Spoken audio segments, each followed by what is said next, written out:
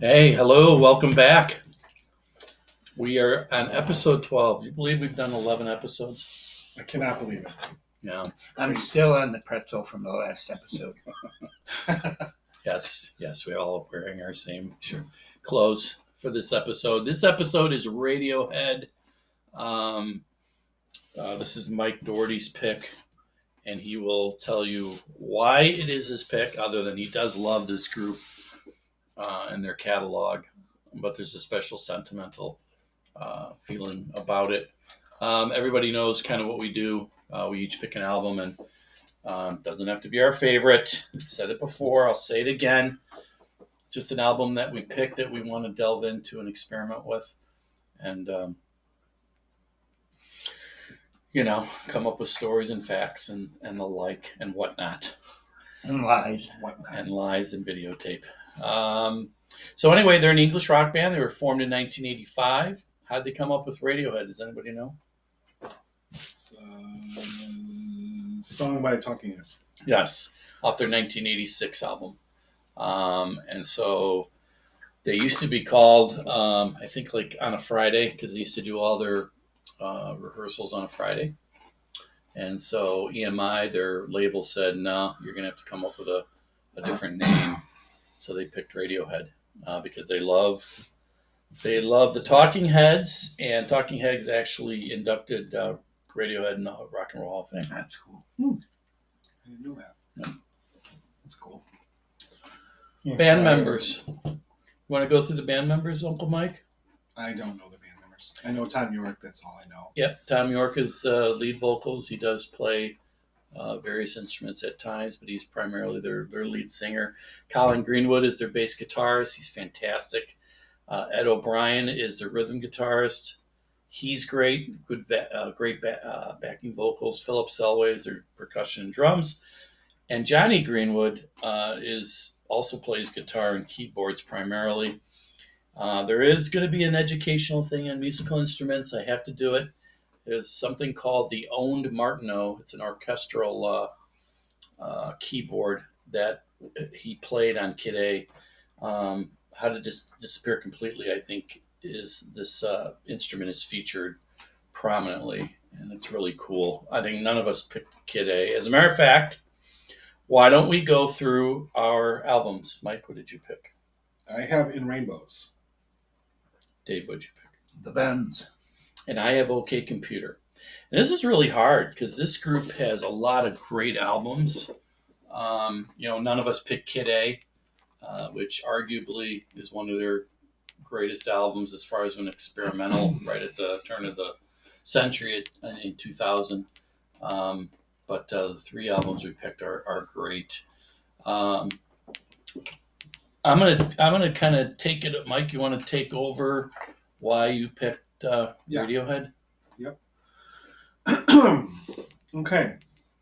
So, I picked Radiohead as my choice because, as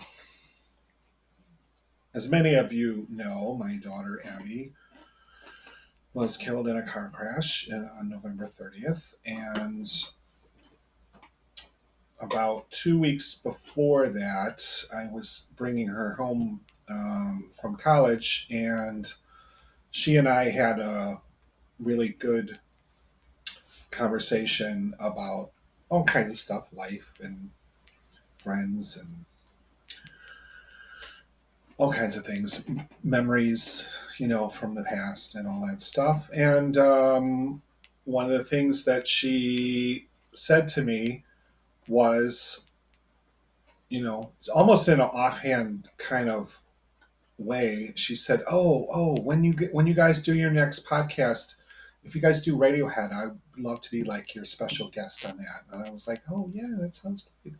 And I'm like, and I said, "Do you really like Radiohead?" She's like, "Oh, they're my favorite group."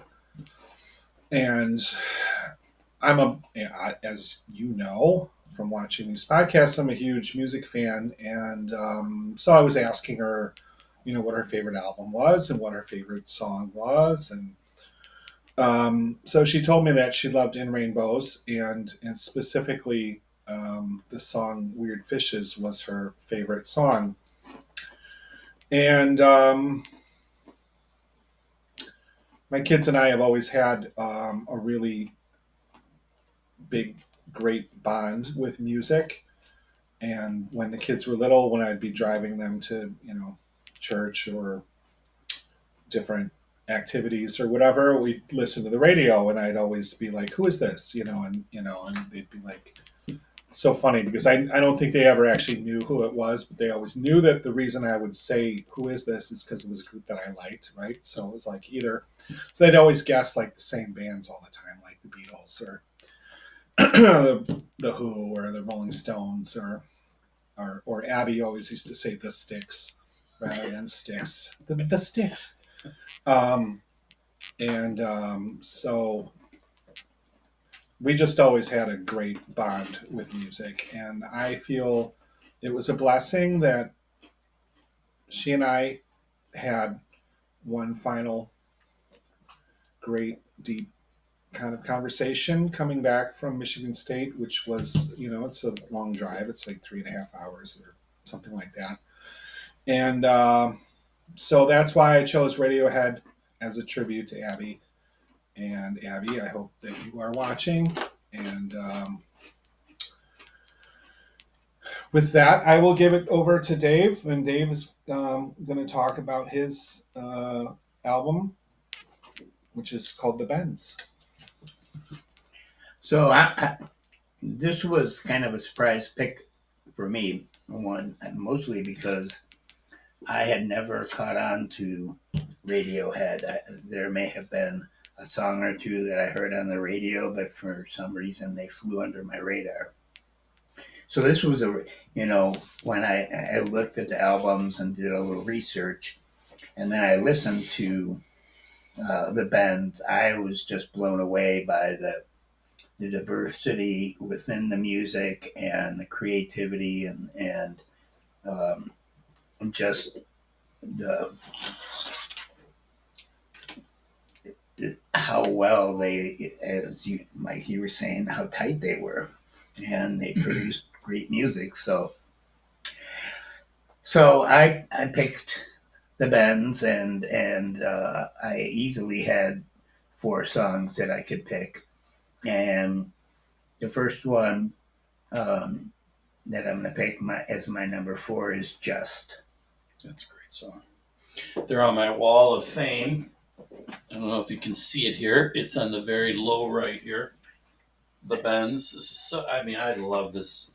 I love this album. This is the first album I really listened to of theirs. So let me go in and talk about Just.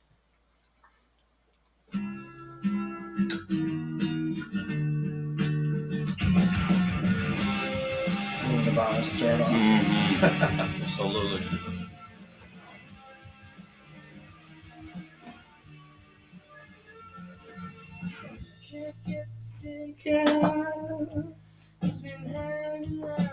I did not have this in my top 4. Not that This is my number 2. Yeah, it's an honorable mention. I think the rest of the songs are honorable mention for me. Out of the 4 I picked.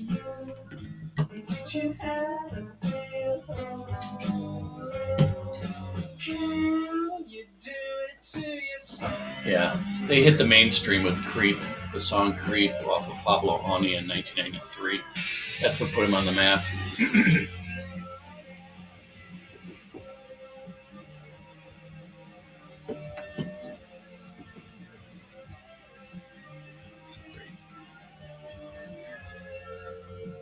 This is their 1995 album. Not sure how many singles they had. Don't know. It's good. Wish we had some way of finding that out. I always wish.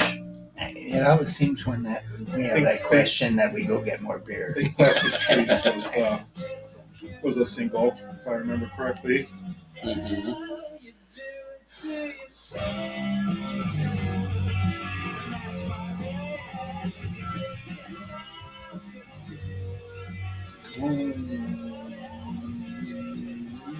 Five of their albums Wow, they hit have a lot of singles from this.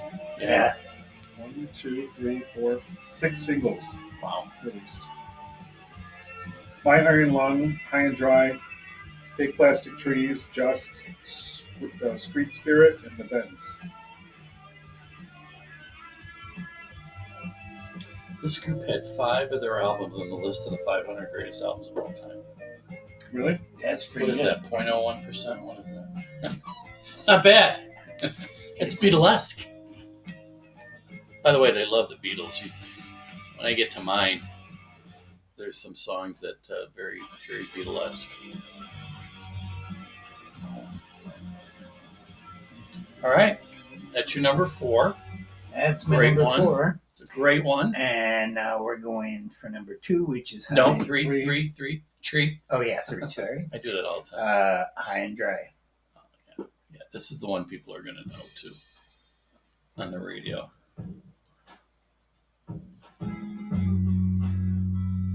Was this a single? You said single. This is one of them,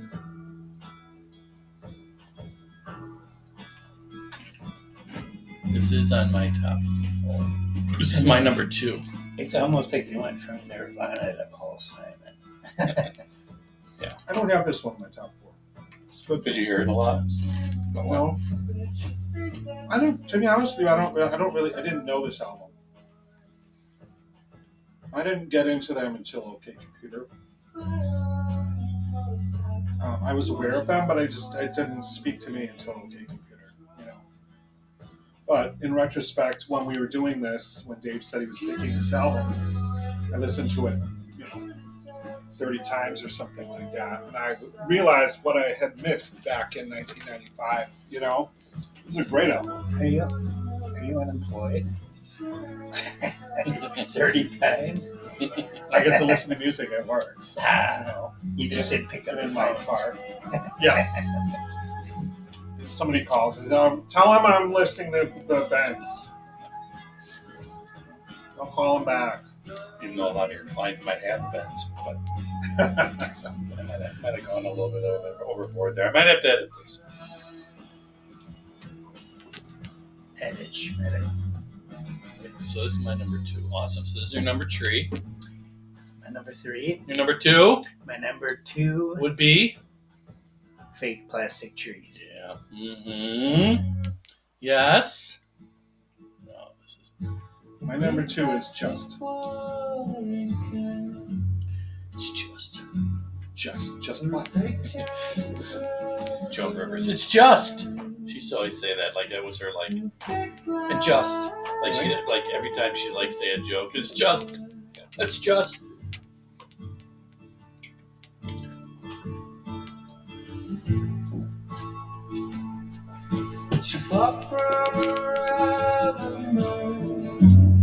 He's got an amazing voice. Yeah.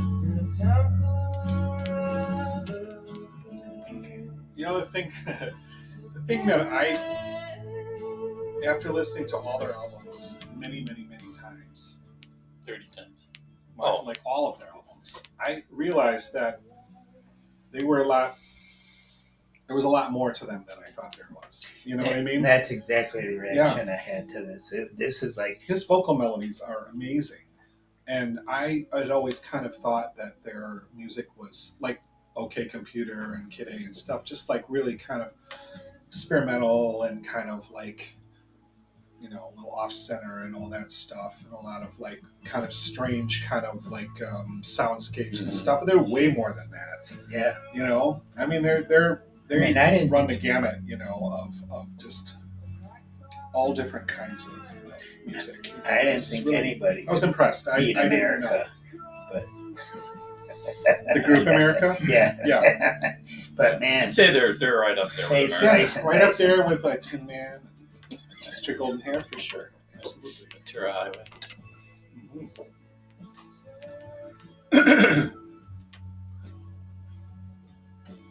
yeah, I I won't agree even about bring that. up the band. I normally do. Bread?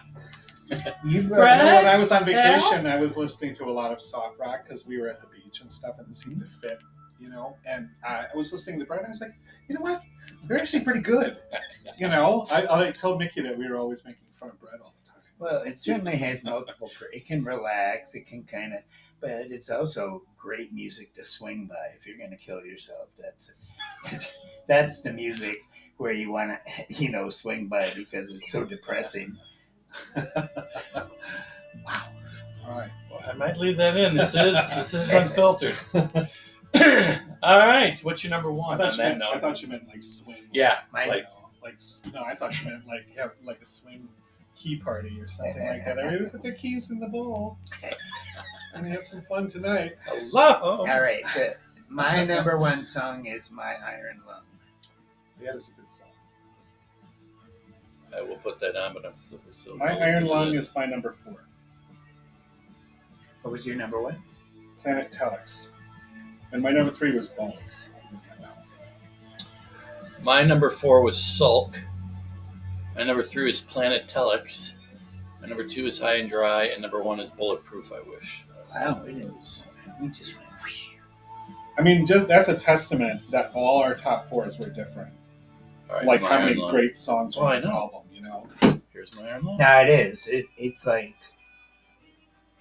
Oh yeah, this song is awesome.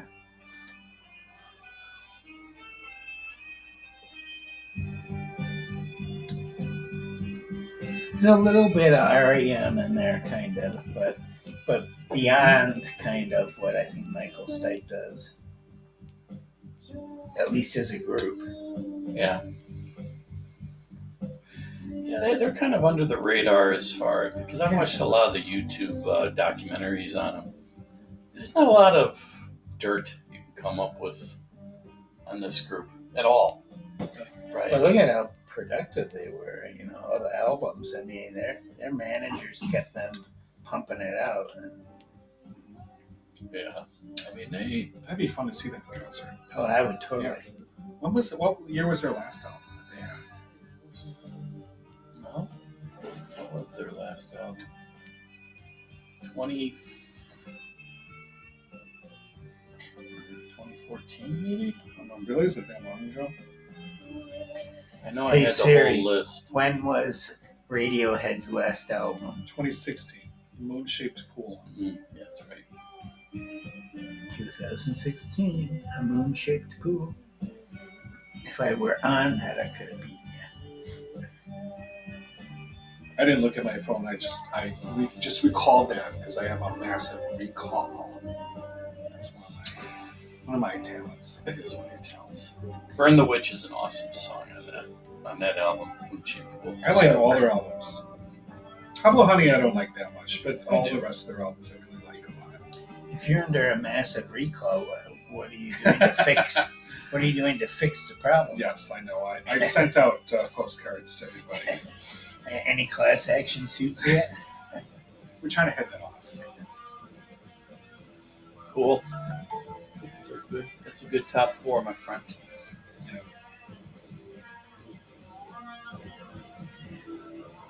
I just love the way they changed, without like really affecting the overall mood of the song. They, just jack some energy in there and then come back to the That's a even great soft yeah. bass. Right, they just get that beautiful melody. It's beautiful. I want to say that.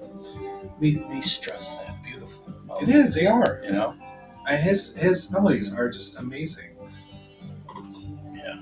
That album is very difficult to, well, like you said, it's a testament that none of us had the same 4 songs.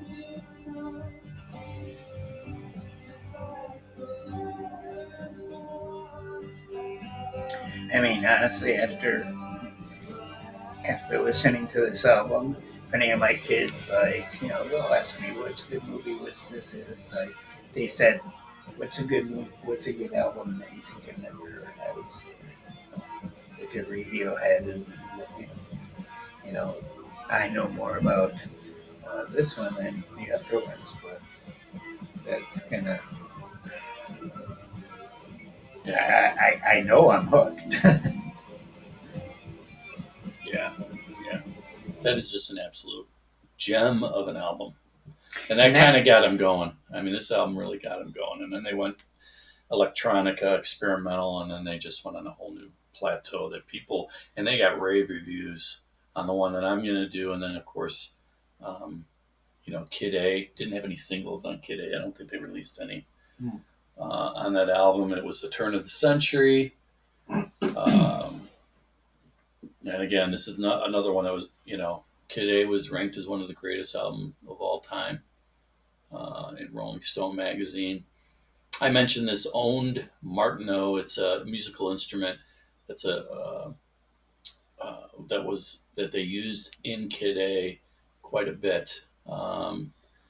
It's a keyboard sound, and I'm going to play "How to Disappear" completely before we go on to mine, just because I want people to hear this sound. Well, thank you. I love keyboard mania. Yeah.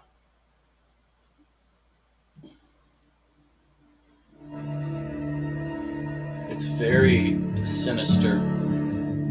You'll hear it. It's in the background. And that's the own Martineau as well. Johnny Greenwood's playing. That high pitched sound in the background. Yeah. Exactly. And they do it on Is Kid A as well. Is that one of those like flat guitar, that they play in country music a lot? That. I don't know. I don't know. It looks like a keyboard, but it's got it's got dials and everything you can do on it.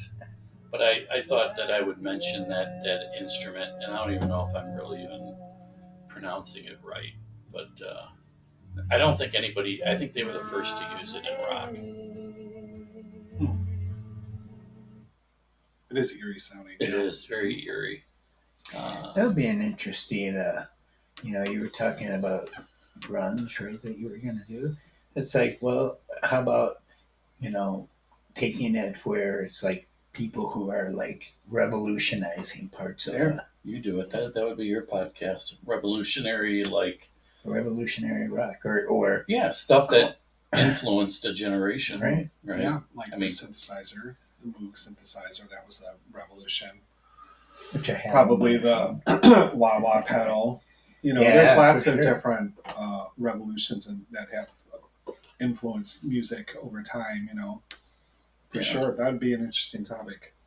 Yeah, and then so Kid A was one of their top ones, and then they did one right after called Amnesiac. In 2001, Amnesiac, yes, good. It was going to be a double album with Kid A. Amnesiac, that one. But it was considered too dense. Huh? I know he's doing his amnesia. Oh. Told you he's cerebral. I said that at one of the first podcasts. He's really mad when I say that. I'm a clusterfuck. What are you talking about? See? Unfiltered. And then they did Hail to the Thief in 2003. And this album was really all about George Bush and how much they couldn't handle Bush's work in Iraq, trying to kind of rectify the sins of his father back in 91. I hope he'll do it again in the next 3 years. So that's that album. And I'm only doing a couple real quick of their other albums. Mike's doing In Ray Moses 2007. They did King of Limbs in 2011, which was recorded in the home of Drew Barrymore. They actually recorded some of the songs. Why? I don't know. It's good. I looked for why, and I couldn't find the why. They have a lot of ambient sounds and sampling and looping in that album. Which one? In the King of Limbs. Actually, Hail to the Thief I was talking about. Then King of Limbs was Drew Barrymore, where they recorded there in L.A. And then Moonshaped Pool was in 2016. I really like that album. Me too. That's a really good one. It features strings and choral vocals arranged by Johnny Greenwood, performed by the London Contemporary Orchestra. And Burn the Witches is a fantastic song in that album. So thank you, Dave. You did the Bends. Unbelievable. My album was OK Computer. That came out on the 21st of May in 1997. They had 5 singles. They had Paranoid Android, which was in May. Karma Police was in August of that year. Let Down. What do you need here? Just go this way. I'm just being... You being Dave. Yeah. I'm wearing a clown suit next. And then Lucky and No Surprises were their last 2. So they had quite a few singles on that album. The album was certified 5 times platinum in the UK and double platinum in the US. OK Computer received acclaim and has been cited as one of the greatest albums of all time. It was nominated Best Album of the Year and won Best Alternative Music Album at the 1998 Grammy Awards. They got some great professional ratings by all the sources. All Music gave them 4.5 out of 5. Rolling Stone gave them 4.5. A minuses, A pluses across the board.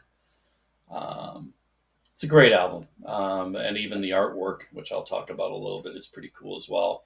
My honorable mention were Subterranean, Homesick Alien, Let Down, and The Tourist, which I think is a great closing song, probably a great final encore as well, but it did not make my top 4 only because Thanks. this album, like the Bends, is to me just chock full of great songs. And so my 4th favorite song is Airbag, and I'm going to play that. It was a nickname of his Airbag in college. Airbag is my number 1 song. Cool. This is Airbag. What a great beginning. It's amazing, isn't it? Assuming that's Greenwood.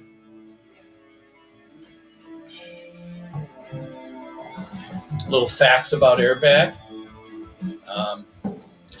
And I don't, mic this, and whether I edit this or not, it's different. It is about a car crash. Airbag. In fact, they've got 2 or 3 songs about car crash in this album. Tom York was in with his girlfriend in 1987. She suffered whiplash, but was fine.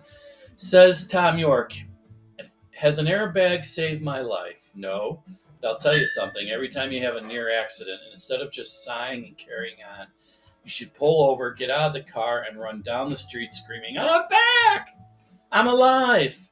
My life has started again today. In fact, you should do that every time you get out of a car. We're just riding in these things, and we're not really in control of them, which is true. You just, it's not even you about driving, but it's like you're worried about other people driving. And as a person getting much older, I've been driving for 45, 46 years now, I get more and more worried about certainly my own driving, but I get more worried about other people driving, which is probably why we get more defensive as we drive. I'm a much more defensive driver these days, especially, looking around corners and blind spots. Yeah. So this is the first song on the album. The last song on the album, which is in my honorable mention, is called The Tourist. And that song is about reckless driving, which leads up to a car crash, which I think is very interesting how the beginning and the ending of this album is about car crashes. Just bizarre. So that's my number 4. My number 3, again, this is really hard because on any given day, I changed my 1 through 4 like 3 times on this. So if I played this again tomorrow, I'll bet you I would change my top 4 again. But anyway, my number 3 is Paranoid Android. What happens when you run less than 4? That's my number 2. If you think about this song, which I tried to, people were saying in the song facts that this structure was inspired by the Beatles' Happiness is a Warm Gun and Queen's Bohemian Rhapsody. And I really tried to listen, and I couldn't get that connection. But a lot of their songs are inspired by the Beatles. And my number 2, I think it's my number 2. Or it might be my number 1. I think it might be inspired by the Beatles.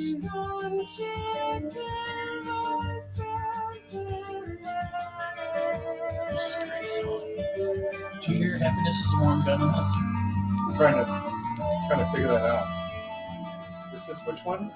Paranoid Android. This is my number 2. Yeah.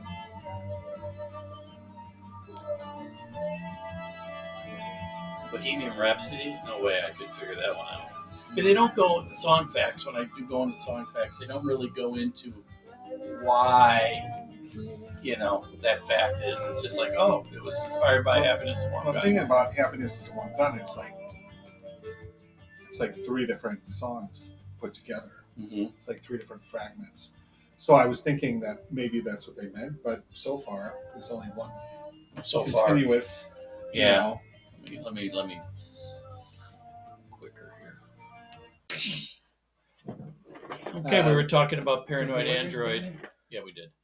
And so that was my number 3 song. And I couldn't figure out how they figured "Happiness is a Warm Gun" was included in that, but maybe another podcast I'll be able to answer that question by doing a little bit more research. And if you know, then answer that in the comments. That's our marketing guy. That's our marketing guy. Please. He keeps bringing that up. And if you haven't subscribed yet, yes, or liked, please do now. Yes. So Classic so rock. we can continue to bring this very strong and interesting content. Yes. No problem with sending cash. And that would be nice too. Yeah. We have a Patreon page for those. No, we don't. No, we don't. We've got 41 subscribers. So let's not get ahead of ourselves here. Okay, so moving on to my number 2. My number 2 is Lucky. That's my number 4. Okay. Excellent. This is Lucky. Lucky.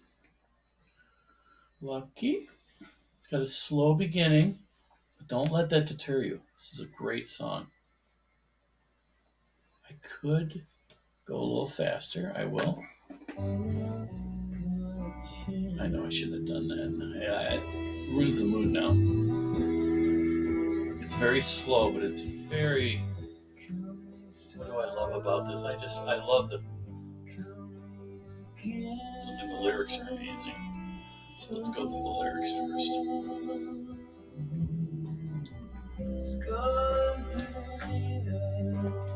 I'm on a roll this time. I feel my luck could change. Kill me, Sarah. Kill me again with love. It's going to be a glorious day. Pull me out of the air crash. Again, talking about crashes. I mean, this album, a lot of the songs are about car crashes and air crashes, airplane crashes. Weird, and I have no idea about that. Yeah. Bumps me out. I know. But I just love this chorus. Pull me out of the air crash. Pull me out of the lake because I'm your superhero. We are standing on the edge.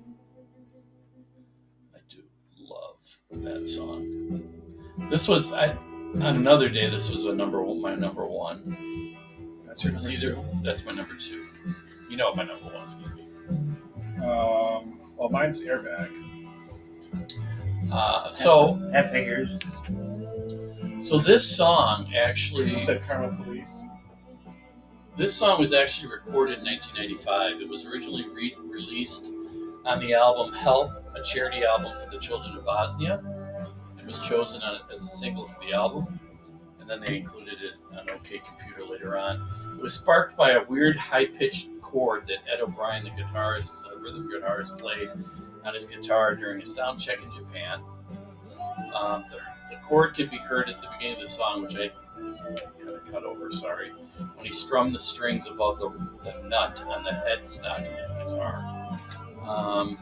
So it was inspired by the Bosnian War. What else? The lyrics depict a man surviving an airplane crash and are drawn from New York's anxiety about transportation. So that this album is very anxious about crashes, whether it's maybe not being in control, I think, is at the end of the day. Because every time I get in a plane, I feel like I'm just not in control. I'd rather be in a car than an airplane, to be honest. But that's just me. Okay. So that's my number 2. And my number one is Karma Police. Karma Police. Karma Police. That's how good this album is. That in my top 4, I don't have Karma Police. That's how good this album is. This reminds me of Sexy Sadie, guys. There's a part of, and I'll tell you when, it's the piano part coming in. So this part I could jump in the Beatles on that. Would you have Subterranean Drum Singing? It was one of my honorable mentions. Okay. That was my number 3. This is a great song. It's hard to imagine that I didn't pick this in my top 4, but that's just a testament to this album, you know. You said the same thing about the Bends. I did? No, we both did. I'm impressed. I am. I'm impressed. It's, again, like Santana, I didn't know all that much about Radiohead, and it was a very enjoyable experience listening to all their albums and getting immersed in them and everything. You know, Images of the album. no, I don't. This part. This album, this is the promo that I got at Sam Goody in 1997 when this album came out. We listened to this album. Sexy Sadie. Okay, yeah. We listened to this album about 10 times a day for about a year. It's great, great album. It's got my initials on there. That means that nobody was allowed to take this album. It's mine. That's awesome. The cover of this album, there's a lot of different meanings that other people came up with. I don't think we got anything from the original members of why this is the cover, but let me see if I can actually show the cover on here. It's going to be impossible. Yeah, because I can't. There it is right there. Looks like there's a ramp, an exit ramp that you can get off of on there. But I'm going to give you some of the notes that people said that this was about. It symbolizes the unpredictability of life, the isolation and alienation, and the fear of death, getting off at an exit ramp. It's mostly white, which could be reference to Eastern cultures where white is the color of death. The blue and white palette could be an attempt to make the cover look like bleached bone. So I think what they're trying to do is just say, hey, and knowing that a lot of these songs are about crashes, near crashes, that there's a fear of death and that we're kind of all mortal. That's kind of my... I wonder what the title means. Okay, computer. What's that? I don't... What's that refer to? It looks like it's from ChatGPT. It is. Well, as I said, they're not my notes. So the cover album includes a freeway, which could represent the weariness of being on tour. The cover includes a lost child poster, which could represent the hopelessness of the lyrics. What else? I'm trying to see if there's anything that talks about how they came up. Yeah, I don't know. That's a good question, Mike. I don't know. So that's my top. I always felt this album. I didn't get all that depth stuff when I used to listen to this album all the time, but I always kind of felt like it had kind of an alienation about, 1997. I guess computers were really starting to become come to the forefront. And the internet was just really starting to become more popular at that time, and sort of like an alienation. That's what I kind of got from this album, but I didn't really listen to the lyrics all that much, So That's a good point. I mean, 97, 98 is when things were really starting to rock, from the, an internet web, the web. When people talked about the World Wide Web, I had no idea what they were talking about. What's the web? What's the World Wide Web? What does that mean? I mean, you were in the midst of it. And yeah, no, 97, right? Well, earlier than that, because, I mean, at first it was built for the Defense Department, but then once the infrastructure was established, it was primary infrastructure for email, but they didn't have a way of displaying information like they do now when you can actually do Word in a browser. That came over time as they enhanced the abilities of what the browser could render and do. Mm-hmm. Yeah. I remember when I was in college, it was 91, 91, I think. My roommate. 1891? Yeah. I feel like it was 1891. But so do I. My roommate, and Elisa Stern, if you're watching, my roommate, her boyfriend at that time was into the internet, and he was trying to explain to us what he was talking about, because we really had no idea. And it was like he was talking about chat rooms and all that stuff. And I was thinking in my head, that'll never take off. This whole computer thing is just a passing phase. So it was just funny. He was definitely on the forefront of all that stuff. No, Al Gore Al was Gore. on the Well, forefront. first Al Gore invented the internet, and then Tim, I think it was his name. I think he was second. All right, my album is In Rainbows, and as I mentioned, I picked this album because my daughter's favorite album was In Rainbows. Um, I, if I were to be honest, I would say I would have picked OK Computer because that's definitely my favorite album of theirs. But um, some things about In Rainbows. It was their seventh album. It was released to universal acclaim. It was number one in the U.S. and the U.K. And the rest of the universe. Um, it was their first album after their deal with EMI expired in 2003.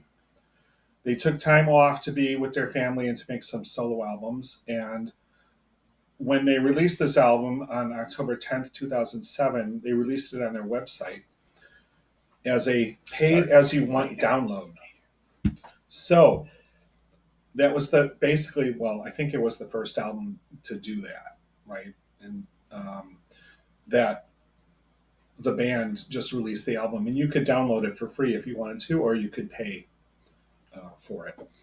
A retail release followed in December of 2007 in England and January 08 in the United States.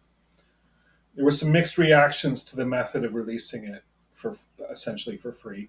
Some felt it undermined the smaller acts and devalued music, and others felt it was a courageous, you know, others felt it was courageous. So, radio said it wasn't about the money, and if it was, they would have erected, or they would have erected. I guess. Nice use of the word erected. Yeah.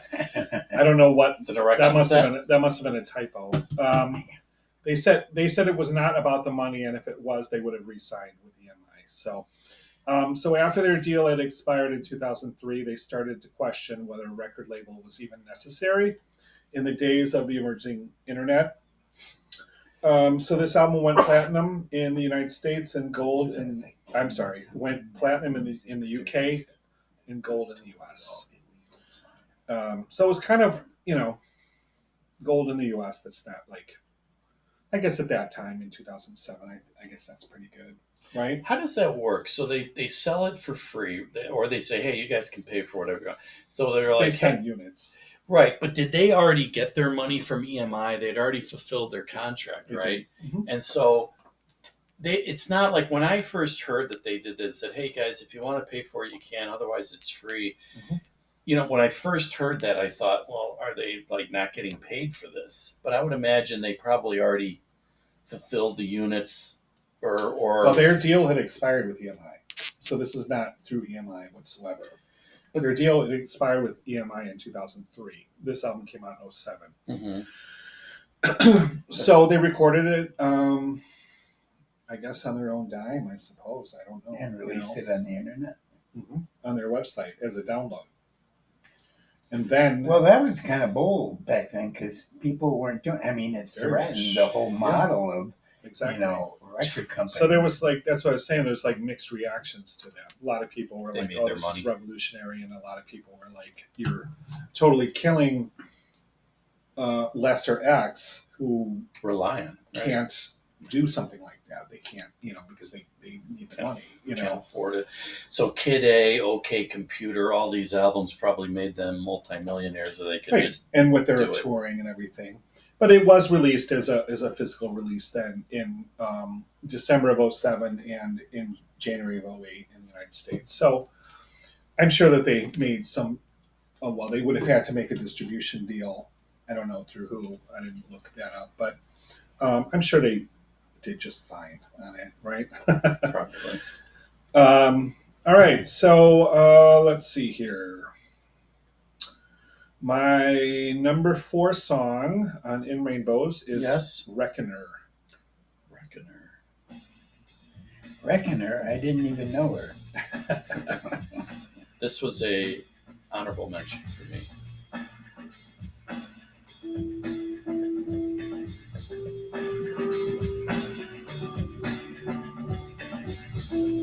Simple but beautiful.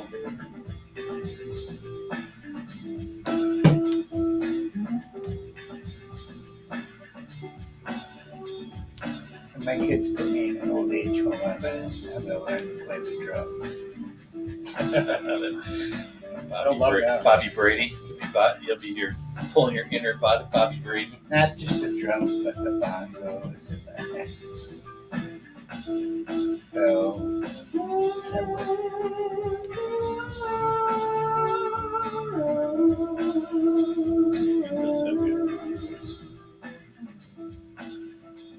A lot of performing artists on this song.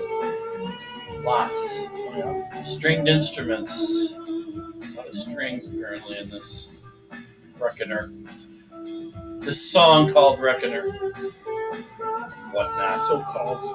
The Millennium Ensemble is also involved. That voice sounds the most like the guy who sings "You Drive Me Crazy." Oh yeah. I think that's what he's going for.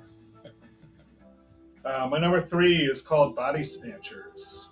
Body Snatchers. The invasion of. It's a good beginning. It's my number 4. I do not understand what it is I don't know for How much time is left? We got a couple of minutes to talk about. Was there any songs that? Yeah, Abby had? I'm gonna. Yeah. Oh yeah. Okay. All right.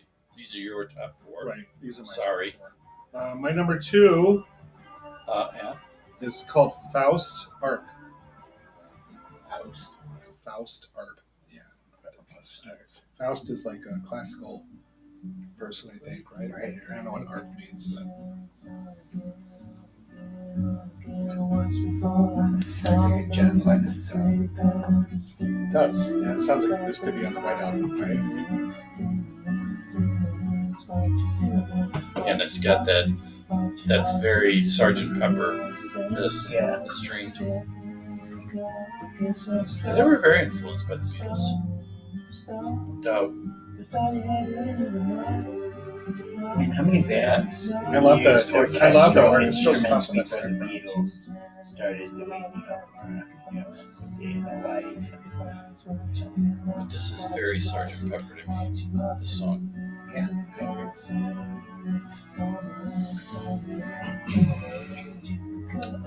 My number 1 is called All I Need. Oh, that's all I need. Is. No, you don't. Yes, I do. No, you don't. Oh, that's all I need. Oh, bloody hell. This is good. This song is great. Is this my number 1? Yeah. Mine was 4 Body Snatchers, 3 Weird Fishes, 2 was 15 Step, and then this is all I need was number 1. This is just a great intro. Oh, you don't. Oh, he's good. Oh, he's good. You stinky Irish pig. Should we end this with holding hands and singing Kumbaya? No. Hey, not every idea can be a golden nugget. That's true. Some ideas are singles. They can't all be home runs. Yeah. See what sticks on the wall, like spaghetti. You know, just throw it out there, Dave. Keep throwing it out there. Man, mine are foul balls. So my special mention was Weird Fishes / Arpeggi. That one was Abby's favorite song from this album, and it's a good song, but there's a lot of good songs on this album. And, so that's my special mention if you want to play that one. Weird Fishes. And I, honestly, like I was saying, Honorable mention for me. I, other than OK Computer It's my number 3. and a little bit of the like Pablo Honey. I really didn't know Radiohead whatsoever. So when she told me that, when we were driving back, and she told me that In Rainbows was her favorite album, I knew of it because I knew that was released on the internet and all that stuff, because that was like a big deal. That was like pretty revolutionary at that time. So I heard of it, but I never listened to it. How did she get into? That I don't know. That I do not know. I mean, she was a sophomore in college, so I remember, being a sophomore in college, and I can only imagine she was probably doing the same things that I was doing when I was a sophomore in college. So, No, I don't think so. Whereas she was listening to Radiohead, I was listening to Pink Floyd and Jimi Hendrix, but doing the same things, I'm sure. But so listening to this album, so we started listening to this album like as we were driving back, and that was the very first time I'd ever heard it, Mhm. and she told me this was her favorite song, which is a cool song. It's like pretty experimental. And, For a dad, it's really cool to like. I mean, I was taking Molly. We went up to visit my friend who works at the Mayo, and we were coming back, and we were just singing all the way, and we were, the whole bit. And most people ignored us, but then there was this one car that kept even with us, and they were like going, yeah, yeah. It's a good connection. That's Music can connect people, and that's what's awesome. Yeah, definitely. So that's about all I have to say about Radiohead. I'm really happy that Abby imparted me with an intro to this group, and Certainly a gift. this podcast, Abby, is a tribute to you. Mm-hmm. And we'll meet again someday. Abby, I look forward to it. Love you. thank you for joining us. We really appreciate it, and have a great evening.